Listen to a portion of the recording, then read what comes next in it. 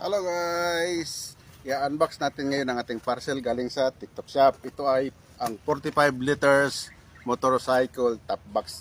Bumili tayo nito guys kasi alam mo naman maulan para habang magmumotor tayo, wala naman tayong U-box. Yung mga gamit natin hindi mababasa. Let's unbox it guys. Tingnan natin kung yung advertise nila is yun din ang ma-receive natin. First time natin kasi ito guys eh. At saka yung pinilan natin yung affordable lang. Hopefully durable siya guys. Sana hindi tayo mabigo sa kanya. Okay. Hopefully hindi tayo ma-disappoint.